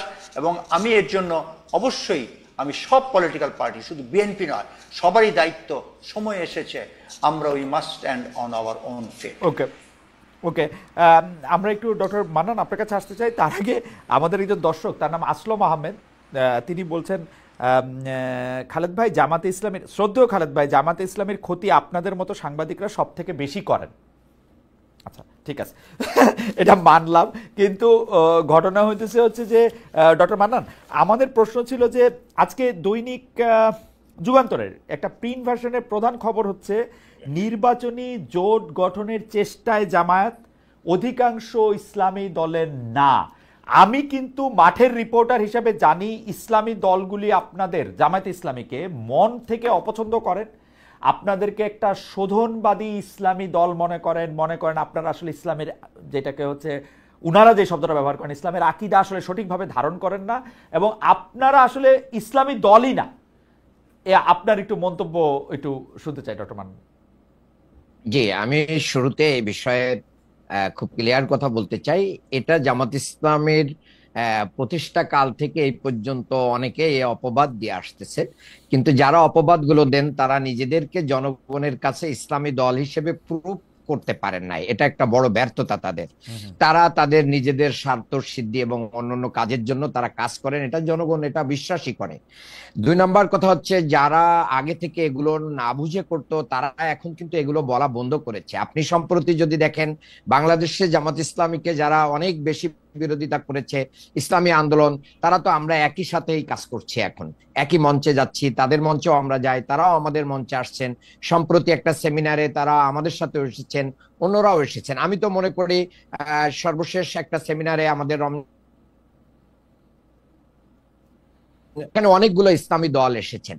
কাজেই ইসলামী দলের না, এটা হচ্ছে একটা টার্ম দিয়ে মানুষের কাছে এটাকে নেগেটিভলি উপস্থাপনা। আমি মনে করি যে ইসলামী দলগুলোর যে ঐক্য হতে যাচ্ছে, সেই ঐক্যটা আরো সুসং হতে না হতে কিন্তু মান্নান যাচ্ছে। ভাই, এই জন্য এই মান্নান ভাই জাতীয় আপনি এটা যত নিউজ করে আমাদেরকে খাটো করার চেষ্টা করা মান্নান ভাই হচ্ছে। আপনি যত সহজে এটা বললেন, ওই যে দর্শক বলছে যে আপনারা জামাত ইসলামের ক্ষতি করেন সাংবাদিকরা, তাদের কাছে এটা একটু গেল বলে মনে হলো, মানে আমাদের কাছে এটা আসলো। কিন্তু আপনি শুধু মনে করে দেখেন, এই ইসলামী শাসনতন্ত্র আন্দোলন থেকে শুরু করে বাকি যারা আসেন, চরমনায়ের পীর সাহেব থেকে শুরু করে জনাব এনাতুল্লাহ আব্বাসী থেকে শুরু করে, মানে আপনি যাকে দিয়ে বলবেন, তারা জামাতে ইসলামী সম্পর্কে আসলে কি মনোবাসনা পোষণ করেন। এই যে মানে আমি হেফাজত ইসলামের অনেক নেতার কথা বলতে পারি, প্রয়াত মরহুম জনাব আহমদ শফির কথা বলতে পারি। না ঠিক আছে, এটা বাংলাদেশে বহু নেতাদের কথা আমিও বলতে পারি। জি জি, যে তারা দেখেন, বাংলাদেশের একজন বড় আলেম ছিলেন হাফিজি হুজুর। উনি একসময় রাজনীতিকে হারাম মনে করতেন, কিন্তু উনি রাজনীতি তওবানামা বই লিখে উনি রাজনীতিকে জায়েজ মনে, অর্থাৎ ইসলামের যে জিনিসগুলো আছে সেগুলো জামাত ইসলামী যত আগে থেকেই মনে করে, অনেকের বুঝতে সেটা অনেক দেরি লেগে গেছে। এবং আমি মনে করি বাংলাদেশে যত দিন যাবে তত জামাত ইসলামীকে বোঝা আরো ইসলামী দলগুলোর জন্য সহজ হবে, আমাদের কাছাকাছি আসবে, দূর থেকে এর সমালোচনা করবে না। আরেকটা জিনিস আমি মনে করি, মানুষ হিসেবে আমরা এখানে তিনজন আছি, আমরা কেউ ভুলের ঊর্ধ্বে না, আমাদের ভুল ত্রুটি থাকতেই পারে। আমাদের আমিরে জামাত সহ নেতৃবৃন্দ বলেন, আমাদের যদি কোনো ত্রুটি থাকে আপনারা ধরিয়ে দেন, আমরা এগুলোকে সংশোধন করব। আমরা ভেদাভেদ করে আমাদের দেশকে ক্ষতিগ্রস্ত করতে চাই না, ইসলামকে ক্ষতিগ্রস্ত করতে চাই না। ভেদাভেদের রাজনীতি বন্ধ করে আমরা এগিয়ে যেতে চাই। আপনি জানেন যে ইসলামে 4টা মাযহাব আছে, এই 4 মাযহাব কিন্তু ভিন্ন ভিন্ন ইবাদত করলেও একটা প্রশ্নে, দিনের প্রশ্নে আমরা সবাই এক। কাজে এই ভিন্ন ভিন্ন ভাবে আমাদের ইবাদত বন্দী চলতে পারে, ভিন্ন মত থাকতে পারে, তার অর্থ এই না যে আমরা মুসলমানিত্বের প্রশ্নে, ইসলামের প্রশ্নে আমরা আলাদা। ইসলামী দলগুলোর জোট কি তাহলে হচ্ছে আপনাদের সঙ্গে? আমরা আশাবাদী, ইনশাআল্লাহ। আপনারা আশাবাদী। আর এনসিপির সঙ্গে কোনো আলোচনা কি হচ্ছে? আমি মনে করি শুধু এনসিপি নয়, বাংলাদেশে যারা মানে দুর্নীতিকে না বলবে, বাংলাদেশের চাঁদাবাজি, দখলবাজি, লুটতরাজি এবং মানে আপনার কি বলবো যে ফ্যাসিবাদী রাজনীতির যে, বিএনপি বলছি না, বিএনপির সবাই চাঁদাবাজি, বিএনপির সবাই চাঁদাবাজি করে না, দুর্নীতি করে না, অন্যায় করে না, গুটি কয়েক লোক করে। এই গুটি কয়েক লোক যাদের কারণে বিএনপির কি হচ্ছে, বদনাম হচ্ছে। দল হিসেবে বিএনপি হয়তো তারেক রহমান সাহেব দেশে আসলে আরো ভালো পদক্ষেপ নিতে পারতেন, তারপরেও 5,000 লোককে ওনারা কিন্তু কি করেছেন, মানে বহিষ্কার করেছেন, সাসপেন্ড করেছেন। আমি মনে করি যে বিএনপির এই বোধোদয় হবে এবং তারা এই জাতীয় যারা দুষ্ট চরিত্রের আছে তাদেরকে তাদের বিরুদ্ধে ব্যবস্থা নিয়ে বাংলাদেশের একটা নতুন ধারার রাজনীতি উপহার দিবে। এই জোট যদি হয় ইসলামী দলগুলির সাথে, এনসিপির সাথে, তখন আপনারা আর পিআর সিস্টেম না হলে ইলেকশনে যাবেন না, এটার বলবেন না তো? না, আমরা জোট হলেও পিআর সিস্টেম চাই, জোট না হলেও পিআর সিস্টেম চাই, এবং আমরা পিআর সিস্টেম চাইতে থাকবো ইনশাআল্লাহ। আমরা পিআর সিস্টেম চাইতে থাকবো ইনশাআল্লাহ। সরি, আমার এখানে বিদ্যুৎ চলে গেছে একটু। হ্যাঁ, অসুবিধা নাই, আমরা আপনার কথা শুনতে পাচ্ছি। পিআর সিস্টেম আমরা একদিনের যতদিন ইলেকশনে যাবেন প্রতিষ্ঠিত না হয়, পিআর সিস্টেম ছাড়া ইলেকশনে যাবেন না, আমরা সেইটা বলি নাই। আমাদের নেতা গতকালকে ইলেকশন কমিশন থেকে আলোচনা করে এসে বলেছেন যে সেটা বলার সময় এখনো আসেনি যে আমরা যাব কি যাব না, তবে এদেশে পিআর সিস্টেম প্রতিষ্ঠা করার জন্য আমাদের আন্দোলন অব্যাহত থাকবে। আচ্ছা, ঠিক আছে। মানে যাবেন কি যাবেন না এটা এখনো বলেন নাই, মানে আপনারা মানে দুটি বলার সময় আসে নাই, দুটি সম্ভাবনার ক্ষেত্রেই ওপেন রাখতেছেন, তাই তো? গাছেরটাও তলারটাও না। আমরা চাচ্ছি যে বাংলাদেশের মানুষ যত বেশি এটাকে ওন করবে, ততই এই অন্তর্বর্তী সরকার এবং বিএনপির উপরে চাপ সৃষ্টি হবে এবং তারা এই পিআর সিস্টেম দিতে বাধ্য হবে। আচ্ছা, আমি একটু যেটা লাগবে আপনার কাছে আসে চাই, ভারত সরকার নিয়ে আপনি কথা বলেছেন আমার আগের প্রশ্নে। ভারত সরকারের বিরুদ্ধে অভিযোগ, তারা এখনো যেহেতু আওয়ামী লীগকে আশ্রয় প্রশ্রয় দিচ্ছে, অন্তর্বর্তী সরকারকে ঠিক মানতে পারছে না, এরকমও মনে হচ্ছে। সেক্ষেত্রে অনেকেই বলছেন যে ডক্টর ইউনূসের এই সরকার পাকিস্তান ও চীনের দিকে একটু বেশি ঝুঁকে পড়ছে বা ঝুঁকে পড়তে চাচ্ছে। পাকিস্তানের একের পর এক মন্ত্রী বাংলাদেশ সফর করছেন, সামনেও আসবেন। জুলাই আন্দোলন পরবর্তী যে এই বাংলাদেশে বিএনপির বিদেশ নীতি, ভারত নীতি কি হবে? মানে আমরা যদি নিরাপত্তাকে মানে মাঝখানে রেখে এই প্রশ্নটা করতে চাই, এবং বার্মা এবং ইন্ডিয়া, আমাদের ভৌগোলিক অবস্থান এবং আন্তর্জাতিক মানে যেটাকে আপনারা মানে কি জানি মানে ভৌগোলিক জায়গা নিয়ে যে আপনারা যে অবস্থানগতভাবে যে আপনারা সামরিক জায়গা থেকে যেটা বলেন, সেটাতে আপনি কি বলবেন যে আপনাদের নিরাপত্তাজনিত কি নীতি বিএনপি নিতে পারে জুলাই আন্দোলনের পরবর্তী বাংলাদেশে? প্রথমত হচ্ছে আমরা একটা স্বাধীন সার্বভৌমত্ব দেশ, এবং স্বাধীন সার্বভৌমত্ব দেশে টিকতে থাকতে হলে আমি মনে করি দুইটা জিনিসের সমন্বয় খুবই প্রয়োজন, যেটা জেনারেল জিয়া কিন্তু চেষ্টা করেছিলেন। উনি অকালের মৃত্যু অ্যাসেসিনেট হয়ে যাওয়ার পরে উনি এটা বাস্তবায়ন পুরোপুরি করতে পারেন। সেটা হলো ডিফেন্স অ্যান্ড ডিপ্লোমেসি। এই দুটো কিন্তু মাস্ট গো প্যারালাল, এবং তাদের ultimate day must aim focus থাকবে যে সভারেনিটি, সভারেন ইন্টারেস্টে বাইরে আমরা কোনো ফরেন পলিসি, কোনো ফরেন নীতি আমরা করব না। এবং ডিফেন্সকে স্ট্রেনথেন না করলে আপনি বুঝতে হবে যে এই দেশের ডিফেন্স স্ট্রেংথ নাই, সেখানে ডিপ্লোমেসি ইজ অলসো উইক। আমাদের ডিপ্লোমেটরা যখন বাইরে কোনো সেমিনারে কথা বলে তখন দেখবেন ওই সময় অনেকে সামনে ফ্রন্টলাইন থেকে এবং যারা দর্শক উঠে চলে যেয়ে তারা হয় কফি ব্রেক, ওয়াশরুম ঘুরে আসে। কেন? আমাদের সেই ডেটারেন্সটা নাই। আপনি সাইড বাই সাইড দেখেন পাকিস্তান, আমাদের চেয়ে জিডিপি বলেন, তাদের পার ক্যাপিটা ইনকাম, সব দিক থেকে আমরা উন্নত। আপনি দেখেন পাকিস্তানের ডেটারেন্সের ক্যাপাসিটি কত আর আমরা কোথায়। আমি বলছি না আমাদের পাকিস্তানের সমতুল্য হতে হবে, কিন্তু একটা মিনিমাম ডেটারেন্স যদি আমাদের ডিফেন্সের মধ্যে না থাকে, আমাদের ডিপ্লোমেসিতেও আমরা কোনো কিছু অর্জন করতে পারবো না।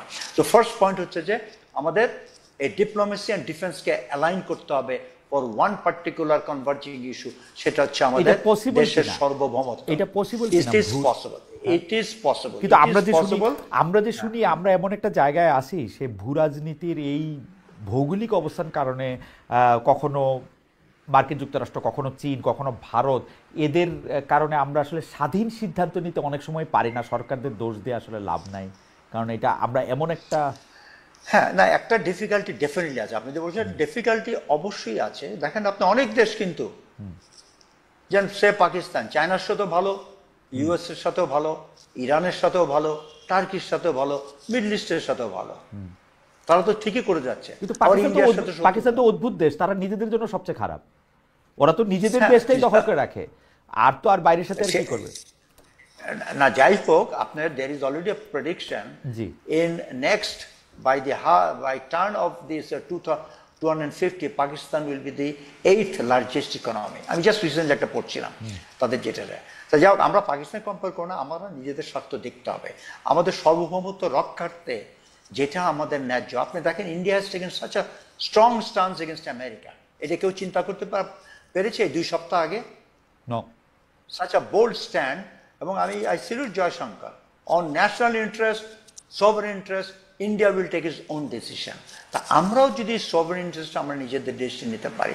আপনি দেখেন মালদ্বীপ একটা ছোট কান্ট্রি, বুঝেছে তার ইলেকশন ক্যাম্পেইন কি ছিল? He took a stand and people was with him. আমরাও যদি একটা এরকম স্ট্যান্ড নেই, আমার মনে হয় আমাদের দেশ ও জনগণ, আমার সরকারের যেই সরকার পরিচালনা করুক না করে, যেই পার্টি, সবাই জনগণ একসাথে থাকবে।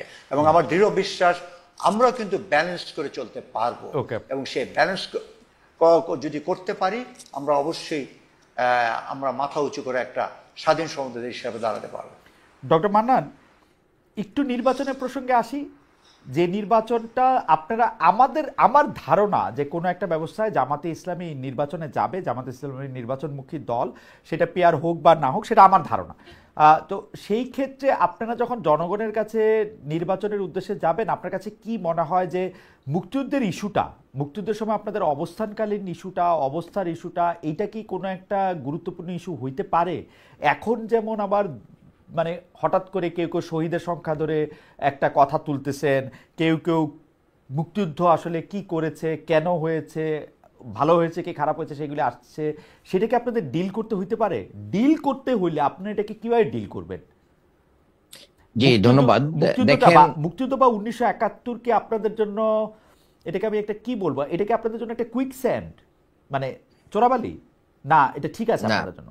না না, আমি মনে করি যে সেই জায়গা থেকে বাংলাদেশের মানুষ জামাত ইসলামীকে উত্তীর্ণ করে দিয়েছে, ওকে। যার মাধ্যমে যখন শেখ হাসিনা বলেছে যে রাজাকারের নাতিপুতিরা চাকরি পাবে, তখন কিন্তু বাংলাদেশে একটা অগ্নিস্ফুলিঙ্গ হয়েছে।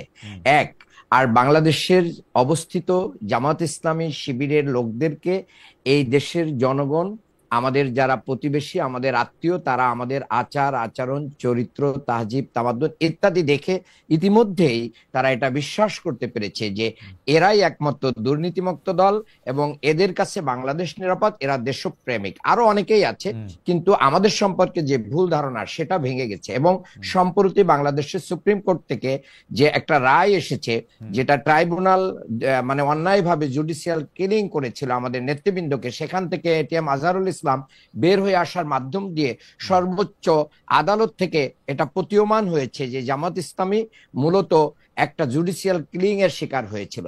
এরকম জায়গা থেকে এখন আপনি যতগুলো জরিপ দেখবেন, জুডিশিয়াল কিলিং বা ওই বিচার বা ট্রাইব্যুনালের কথা যদি আপনি বাদ দেন, আপনাদের জন্য 1971 ডিল করা কি সহজ? কারণ আপনারা তো সহজভাবে 1971-এর জন্য আপনাদের রাজনৈতিক অবস্থান ভুল বলে বা সেই সময়কার অবস্থানের জায়গা বলে আপনারা তো এটা নিয়ে কথা বলেন না। 1971 প্রসঙ্গে আপনারা একটু চুপ থাকে।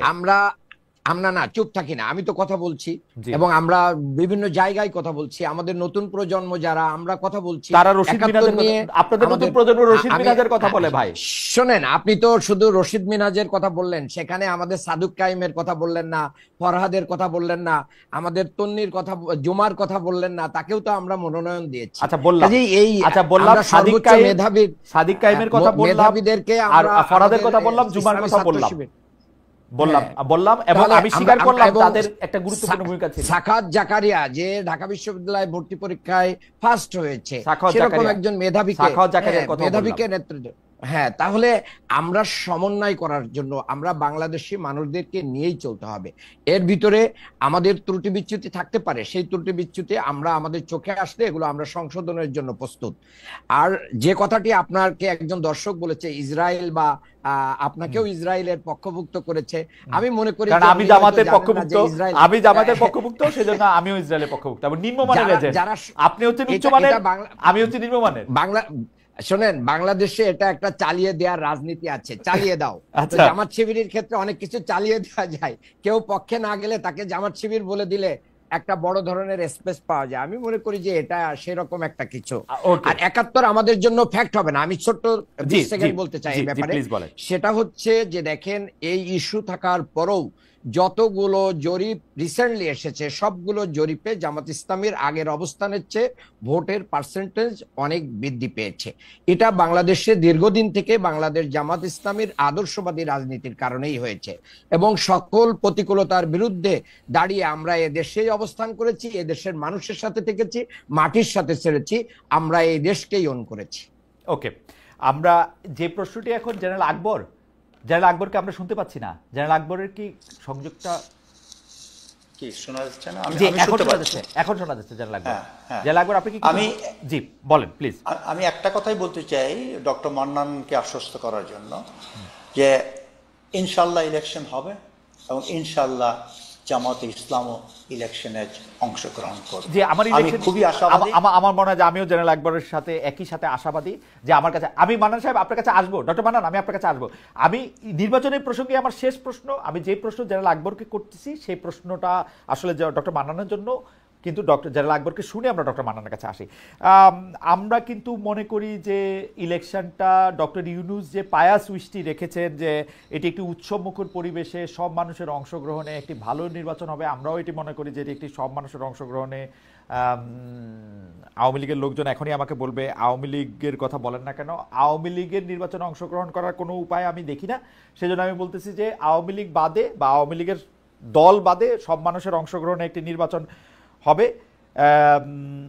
কিন্তু সেই নির্বাচনটি আসলে সুষ্ঠু এবং নিরাপদ হবে কিনা সেটি আপনি আসলে কি মনে করেন, এবং সেই নিরাপত্তা বজায় রাখার সক্ষমতা এই সরকারের আছে কিনা? জেনারেল আকবর। একই প্রশ্ন আমি ডক্টর মান্নানের দুটো কাছে করব। যে যে থ্যাংক ইউ ভেরি মাচ। আমি মনে করি দুটো ইনস্টিটিউশন বর্তমান পরিপ্রেক্ষিতে যদি ঠিক থাকে, একটা হচ্ছে ইলেকশন কমিশন। ইলেকশন কিন্তু অনেক তাদের লজ অ্যান্ড বাইলজ আছে, সেই লজ অ্যান্ড বাইলজগুলো যদি তারা ঠিক মতন প্রয়োগ করে তাহলে ইলেকশন সুষ্ঠু হবে। যেমন আমরা অতীতে দেখেছি যখন ইলেকশন হয়েছে, কেন অতীতে যারাই ইলেকশনের সাথে যোগাযোগী ছিল, যেমন একটা প্রেসাইডিং অফিসার, একজন অ্যাসিস্ট্যান্ট রিটার্নিং অফিসার, এবং যারা বিভিন্ন পুলিং অফিসার, সবাইকে কিন্তু একটা দায়বদ্ধতা রয়েছে। সেই দায়বদ্ধতা কি ঘোষণা করা না হলেও সেটা ছিল যে আওয়ামী লীগকে জিতিয়ে আনতে হবে। আওয়ামী লীগকে যদি জিতিয়ে না আনতে পারে তাহলে সবার চাকরি, তাদের ফিউচার নিয়ে একটা প্রশ্নবিদ্ধ ছিল, তারা কি থাকতে পারবে কি না। এখন সেই দায়বদ্ধতা নাই, এবং যেহেতু নাই আমি মনে করি ব্যুরোক্রেসি, ইলেকশন কমিশনে যারা থাকবে সবাই আমার মনে হয় তারা ঠিক মতন একটা ইলেকশন যাতে হয়। কিন্তু আপনার মনে হয় না যে তারা বিএনপিকে জিতে আনতে চাবে? কারণ তারা দেখবে যে বিএনপি বড় দল, জিতে আনলে পরে আমি বলতে পারবো আওয়ামী লীগের মতো আমি তো ওইটার মধ্যে ছিলাম, রিটার্নিং অফিসার, আমি আপনাকে জিততে সাহায্য করেছি এমপি সাহেব। Right, I will answer to that also. আমি সেটাও বলবো। আমার কথা হচ্ছে যে এইখানে একটা বিএনপির বড় দায়িত্ব আছে। আমি মনে করি বিএনপি শুড ডিক্লেয়ার ওপেনলি, মানে বিএনপি এখন যে আওয়াজ দেখা যাচ্ছে বিএনপি সরকার গঠন করবে ইনশাআল্লাহ। যেহেতু সরকার গঠন করবে, why shall you accept? Hasina তো ইলেকশন না করেও ক্ষমতায় এসে ওই একই অপবাদ পেয়েছে। কেন বিএনপি ইলেকশনে জিতার সম্ভাবনা আছে, কেন অপবাদ নেবে? এরা বিএনপি শুড ডিক্লেয়ার ওপেনলি, যেখানে রিগিং হবে উই ওয়ান্ট দ্যাট রি ইলেকশন অফ দ্যাট সেন্টার। এবং এরকম একটা যদি বিএনপি ওপেন ডিক্লারেশন করে, আমি নিশ্চিত এই ইলেকশন সবচেয়ে বাংলাদেশের সবচেয়ে সুন্দর ইলেকশন হবে। আমার মনে হয় যে এটা তো আপনার মানে কনক্লুডিং রিমার্ক হিসেবে এটা খুবই প্রণিধানযোগ্য। আমরা ডক্টর মান্নানকে একটু শুনতে চাই। ডক্টর মান্নান, আপনার এই প্রসঙ্গে বক্তব্য দিয়ে আমরা শেষ করবো। আপনি যদি এর আগে যা বলতে চেয়েছিলেন তা দিয়েও শুরু করতে পারেন। জি, আমি এগুলো বলতে চাই না, এটাই বলতে চাই যে দেখেন, বাংলাদেশের সুষ্ঠু নির্বাচনের জন্য যতগুলো এজেন্সি এখানে ইনভলভ হয়, সেই এজেন্সিগুলোর ভিতরে যারা মানে ল এনফোর্সমেন্টের সাথে জড়িত, police, RAB, BGB, army, answer etcetera, এই প্রতিষ্ঠানগুলো ইতিমধ্যে যে পুলিশের অবস্থা কি এটা বাংলাদেশে 5ই আগস্টের পরে সবাই জানেন। র্যাব তার আগেই রেড মার্কে চলে গেছে, ব্ল্যাক লিস্টে চলে গেছে, তাদের অবস্থান কি? বিজিবির অবস্থাও অনেকটা প্রশ্নবিদ্ধ করে গেছেন জেনারেল আজিজ। এরপরে আনসার, তারা বিভিন্ন আন্দোলন সংগ্রাম করে এদেশের মানুষের মানে সেই আস্থাটা অর্জন করতে পারেন নাই। আর্মি আছে আমাদের পাশে, কিন্তু বাংলাদেশে আপনি জানেন যে অপারেশন ডেভিল হান্ট চলতেছে 8 ফেব্রুয়ারি থেকে এই পর্যন্ত, কিন্তু বাংলাদেশে আইন শৃঙ্খলার যেখানেই অবনতি হচ্ছে সেই জায়গাটাতে পরিপূর্ণভাবে রিকভারি করার জন্য আমাদের আইন শৃঙ্খলা বাহিনী এরকম কিছু করতে পারছেন না। সম্প্রতি গোপালগঞ্জে যে একটা ভয়াবহ ঘটনা ঘটে গেল, সেখানে সেনাবাহিনীর একবারে সরাসরি হস্তক্ষেপ এবং গোলাগুলির মাধ্যম দিয়েই কিন্তু এনসিপি নেতাদেরকে উদ্ধার করা লাগছে। তাহলে আমাদের বাংলাদেশের আইন শৃঙ্খলা বাহিনীর কি সক্ষমতা আছে এটা এখনো কিন্তু আমাদের কাছে পরিষ্কার না। 2 নম্বর কথা হচ্ছে যে আমাদের আরো যে জায়গাগুলো আছে, যে বিজেপি সহ, তার মানে তো জামাতে ইসলামী তো একদম স্পষ্ট এই কথাগুলি আমি আপনাদের শীর্ষ নেতৃবৃন্দের কাছেও শুনি। আপনারা তো ইলেকশন আগামী 3-4 বছরে হইতে পারবে এরকমই তো মনে করেন না? এখানে আরেকটা প্রশ্ন খুব ইম্পর্টেন্ট, সেটা ভাই একটু বলেছেন, কিন্তু আমি সেটাকে আরেকটু, যেখানে আমাদের হাবিব ভাইরা বলেন যে দাড়িপাল্লায় ভোট দিলে তার জিহ্বা কেটে নেওয়া হবে, অমুককে দেখে নেওয়া হবে, অমুককে এই করা হবে। তো প্রশাসন তো যদি মনে করে যে বিএনপি ক্ষমতায় চলে আসছে, তাহলে তো তারা আরো 2 পা, মানে এটা একটা নিয়ম আছে যে তুমি যদি 1 পা আসো আমি 10 পা যাব। তো বিএনপি এই কথা বলার অর্থ হচ্ছে যে প্রশাসনের সকল কিছু আরো 10 পায়ে গিয়ে বিএনপির দিকে যাবে। তাহলে সুষ্ঠু নির্বাচনের ক্ষেত্রে বিএনপি একটা বড় অন্তরায় হিসেবে দাঁড়াচ্ছে, তাদের অ্যাক্টিভিটিস, তাদের কর্মকাণ্ড। কারণ বিএনপির দ্বারা যত অন্যায় হচ্ছে, চাঁদাবাজি হচ্ছে, লুটতরাজ হচ্ছে, খুন হচ্ছে এবং অন্যান্য অবিচার হচ্ছে, সেইগুলো বাংলাদেশের আইন শৃঙ্খলা বাহিনী এখনো পর্যন্ত নিরপেক্ষভাবে কোনো অ্যাকশন নিতে পারছে না। এটাই ডক্টর মান্নান, আপনারা যেটা বলতেছেন, এখন বিএনপি ক্ষমতায় কিন্তু নাই। আসলে ডক্টর ইউনূস সরকার আসে 1.5 বছর ধরে। আমরা যে একটা তত্ত্বাবধায়ক সরকারের কথা বলি এবং জামায়াতে ইসলামী যে দাবি করে তত্ত্বাবধায়ক সরকার ব্যবস্থার রূপকার তারা, তো একটা তত্ত্বাবধায়ক সরকার ব্যবস্থা মানে ডক্টর ইউনূস সরকার আছে যিনি ইলেকশনে অংশ নেবেন না, যিনি বাংলাদেশের সবচেয়ে শ্রদ্ধেয় নাগরিকের একজন, উপদেষ্টারা আছেন, তারপর আপনারা বলতেছেন যে বিএনপি মানে মানে এটা কেমন না, মানে আপনারা কি চান? ইলেকশনে কি মানে ইলেকশনে কি এখন ডক্টর শফিকুর রহমান সরকার প্রধান থাকবে তারপরে ইলেকশন হবে? না, আমরা সেটা বলছি না। আমরা বলছি যে সরকারের নিরপেক্ষ অবস্থান, লেভেল প্লেইং ফিল্ডটা নিশ্চিত করতে হবে। এই সরকার যে লেভেল প্লেইং ফিল্ড তো হবে না ভাই। বিএনপি বড় দল, বিএনপি বড় দল, জামায়াত অত বড় দল না, লেভেল প্লেইং ফিল্ড হবে না তো।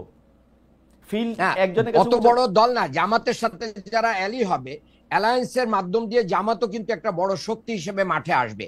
কাজেই আমরা মনে করি না যে বিএনপি মাঠ পর্যায়ে আমাদেরকে পেশি শক্তি দিয়ে মোকাবেলা করে আমাদেরকে মাঠ থেকে আউট করে দেবে, আমরা সেটা মনে করি না। কারণ আমরা দীর্ঘ লড়াই সংগ্রামীদের মাধ্যম দিয়ে এখানে আমার মনে হয় যে আপনি যেহেতু আমি মনে করি আইন শৃঙ্খলা আমাকে একটা সেকেন্ড দেন। পেশি শক্তির কথাটাই কিন্তু আমি ডক্টর মান্নানের সাথে একমত, জনাব ফজলে আলী এলাই আকবর। আপনারা সেন্ট্রালি যা কিছু বলতেছেন, যা কিছু জনাব তারেক রহমান লন্ডন থেকে বলতেছেন, তার সাথে বাংলাদেশের কেন্দ্রীয় অঞ্চলগুলির কিন্তু কোনো মিল নাই। ওইখানে কিন্তু আমরা খালি মাসেল এবং মাসেল পাওয়ারই দেখতে পাচ্ছি। আমরা কেমনে একটা লেভেল প্লেইং ফিল্ড আর একটা নির্বাচন পাবো? উনি আসুক, আপনি দেখবেন আমূল পরিবর্তন হবে। এবং আমার বিশ্বাস, এবং আমার সাথে সেনাপ্রধানের যা কথা হয়েছে, উনিও promise bound. He said I will give the best election with my forces. এইবার ৮০,০০০ সৈন্য ডিপ্লয় হবে।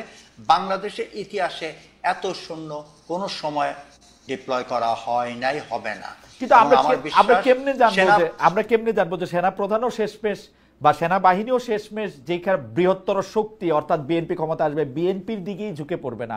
আমরা কি আসলে একটা ন্যায্যতার ভিত্তিক, ন্যায় ভিত্তিক নির্বাচন আসলে পাবো? আমি কিন্তু ডক্টর মান্নানের কনসার্নটা বুঝতে পারতেছি এবং এই কনসার্নটা আমাকেও টাচ করতেছে আসলে। দে হ্যাভ আ কনসার্ন, আমি বিশ্বাস করি কনসার্ন আছে। এবং আমার ব্যক্তিগত ওপিনিয়ন হচ্ছে বিএনপি ইনশাল্লাহ ইলেকশনে জিতবে, সরকার গঠন করবে। সংখ্যা কত এটা নিয়ে হয়তো ডিবেটেবল, ওটা একটা বড় কথা না। আমার কথা হচ্ছে যে বিএনপি কেন এই স্টিগমাটা নিবে এই ইলেকশন ফ্রি ফেয়ার? ওকে, ঠিক আছে। সেই হিসাবে বিএনপি নেতাদেরকে ডিক্লেয়ার করতে হবে। খালেদ ভাই, ওকে, একটা সেকেন্ড জি, আপনি শেষ করেন। জি, আপনি বলবেন, শেষ লাইনটা একটু বলে দেন জেনারেল আকবর। যে আমি সেটা বলছি, বিএনপি এই স্টিগমাটা নেওয়ার কোনো প্রয়োজন নাই, এবং যেহেতু প্রয়োজন নাই, BNP should declare that we want a free fair election, participation by all, এবং এখানে যেখানে গোলমাল হবে সেখানে আমরা রি ইলেকশন চাই। ওকে, ঠিক আছে। জি ডক্টর মান্নান, আপনি বলেন। জি, আমি এই ভাইয়ের সাথে এতক্ষণ অনেক কথাই বললাম, কিন্তু আমি লাস্ট কথায় ভাইয়ের সাথে একটু দ্বিমত পোষণ করছি যে বিএনপি ক্ষমতায় আসবে, এই কথাটাই হচ্ছে আগামী নির্বাচনের জন্য একটা প্রধান বাধা এবং অন্তরায়। আমি মনে করি জনগণ সেটা ভাবছে না। আপনারা জনগণের ডোর টু ডোর যেতে পারেন। বিএনপির অত্যাচার নির্যাতনে জনগণের নাবিশ্বাস উঠে গেছে, হয়তোবা তাদের পেশি শক্তির কারণে জনগণ এখন মুখে বলতে পারছে না। জনগণ আবার বের হয়ে আসতে পারে। আমার মনে সকল পলিটিক্যাল পার্টি তারা ক্ষমতায় আসবে মনে করেই নির্বাচনে অংশগ্রহণ করে। এনসিপির মধ্যেও আসলে ভবিষ্যতের প্রধানমন্ত্রী দেখতে পান আমাদের সরকারে যারা আছেন তারা, জামাতে ইসলামী তো দেখতেই পায়। আরেকটা বিষয় খালেদ ভাই, জি, আজকে একজন উপদেষ্টার পিতা একটা মানে ইউনিয়ন বিএনপির কিন্তু নির্বাচিত প্রতিনিধি হয়েছেন। এগুলো কি আলামত বহন করে? তার মানে কি ভিতরে ভিতরে বিএনপির সাথে উপদেষ্টা পরিষদের কোনো আলাপ আলোচনা চলছে কিনা পর্দার অন্তরালে? এটা ভাই বলতে পারবেন। সেনাপ্রধানের কথা বললেন না, কিছুতেই কিছু হবে না। আমি ডক্টর মান্নান, জেনারেল আকবর এখানে আছেন, আমি স্মরণ করে দিতে চাই যে আমরা আসলে গত 15 বছরে এত ডেসপারেট হয়েছিলাম। আমার মনে আছে আমি 2 বছর আগে একবার বলেছিলাম যে শেখ হাসিনা মাননীয় প্রধানমন্ত্রী, আপনি স্টেপ ডাউন করে শেখ রেহানাকে বানান প্রধান নির্বাচন কমিশনার, তারপরে ইলেকশনে আসেন, তাও হারবেন। কারণ সরকার প্রধান ম্যাটার করে আসলে। এবং আমরা ডক্টর ইউনূসের উপর আস্থা রাখতে চাই যে তিনি একটা সত্যিকারের ভালো ইলেকশন করবেন। আমি জানি না মানে বিএনপি কতটা ভিতরে ভিতরে কতটা মানে ডালপালা মেলে কত শক্তিশালী হয়েছে, কিন্তু আমরা ঐক্যমত্য কমিশনে যেগুলো দেখেছি অনেকগুলো গুরুত্বপূর্ণ ইস্যুতে বিএনপি নোট অফ ডিসেন্ট দিয়ে রেখেছেন। আপনারাও ক্ষমতায় যাওয়ার ব্যাপারে মানান ভাই, আপনারাও ক্ষমতা যাওয়ার ব্যাপারে 80% নিশ্চিত হলে আপনারাও এই নোট অফ ডিসেন্ট দিতেন। বিএনপি অনেক কিছু বেশি মানছে আমার কাছে মনে হয়েছে। না, বেশি মানে নাই। সাংবিধানিক প্রতিষ্ঠানগুলোর ব্যাপারে তারা আগের অবস্থানে। আপনি আমাদের দেখান 10 বছরে বেশি নির্বাচিত হইতে পারবে না। তারপরে হচ্ছে আরো একটা কি জানি একটা কঠিন জিনিস তারা মাইনা বসে রয়েছে। তো এর বেশি নির্বাচন কমিশন এবং প্রধানমন্ত্রী বিচার বিভাগ মানছে তো। মানছে তো, আর কি করবেন? না মানছে, হ্যাঁ। কিন্তু আমাদের যে রক্ত